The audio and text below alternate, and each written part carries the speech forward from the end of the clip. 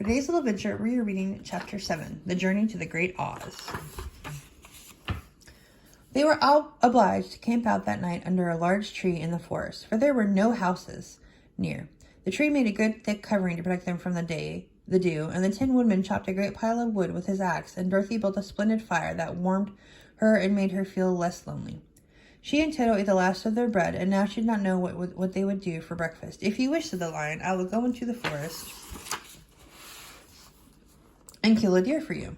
You can roast it by the fire, since your tastes are so peculiar that you prefer cooked food, and then you will have a very good breakfast." Please don't," begged the Tin Woodman. "I couldn't certainly weep if you killed a poor deer, and then my jaws would rust again."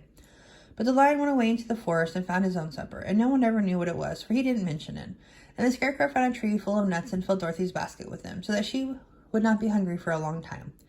She thought this was very kind and thoughtful of the Scarecrow, but she laughed heartily at the awkward way in which the poor creature picked up the nuts. He patted his hands were so clumsy, and the nuts were so small that he dropped almost as many as he put in the basket. But the Scarecrow did not mind how long it took him to fill the basket, for it enabled him to keep away from the fire, as he feared a spark might get into his straw and burn him up. So he kept a good distance away from the flames, and only came near to cover Dorothy with dry leaves when she lay down to sleep. These kept her very snug and warm, and she slept soundly until morning. When it was daylight, the girl bathed her face in a little rippling brook, and soon after they all started toward the Emerald City. This was to be an eventful day, for the travelers. They had hardly been walking an hour when they saw before them a great ditch that crossed the road and divided the forest as far as they could see on either side. It was a very wide ditch, and when they crept up to the edge and looked into it, they could see it was also very deep, and there were many big jagged rocks at the bottom. The sides were so steep that none of them could climb down, and for a moment it seemed that their journey must end. "What shall we do?" asked Dorothy desperately.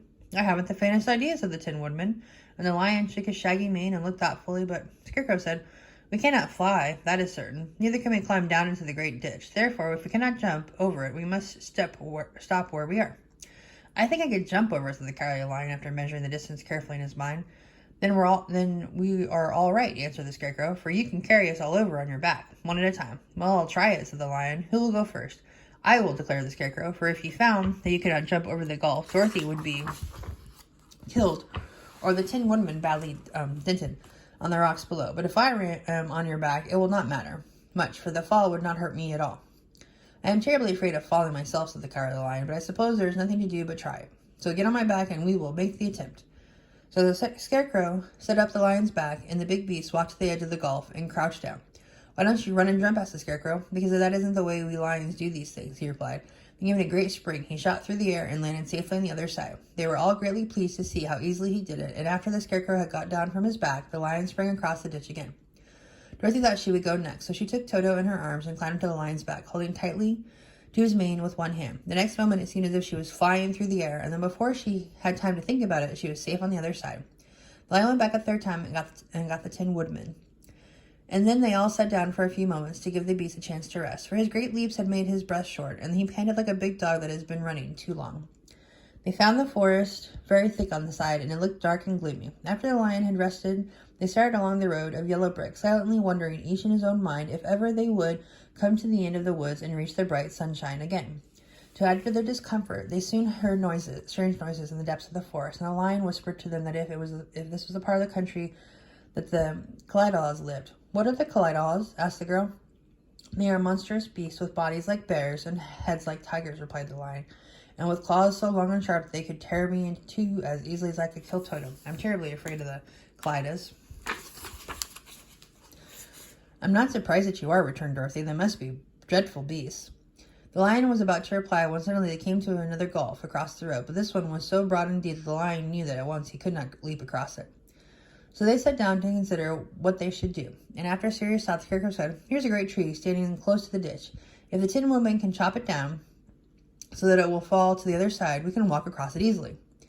"That is a first-rate idea," said the Lion. "One would almost suspect you had brains in your head instead of straw." The Woodman set to work at once, and so sharp was his axe that the tree was soon chopped nearly through. Then the Lion put his strong front legs against the tree and pushed it with all his might, and slowly the big tree tipped and fell with a crash across the ditch, with its top branches on the other side. They had just started across the queer bridge when a sharp growl made them all look up, and to their horror they saw running toward them two great beasts with bodies like bears and heads like tigers.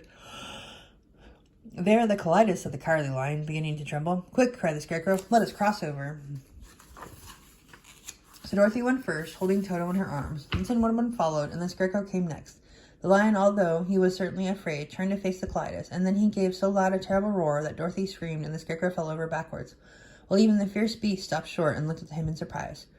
But seeing they were bigger than the lion, and remembering that there were two of them and only one of him, the Clytus again rushed forward, and the lion crossed over the tree and turned to see what they could do next. Without stopping an instant, the fierce beast also began to cross the tree, and the lion said to Dorothy, "We are lost, for they will surely tear us to pieces with their sharp claws. But stand close behind me, and I will fight them as long as I am alive." "Wait a minute," called the Scarecrow. He had been thinking what was the best to be done, and now he asked the woman to chop away the end of the tree that rested on the other side of the ditch.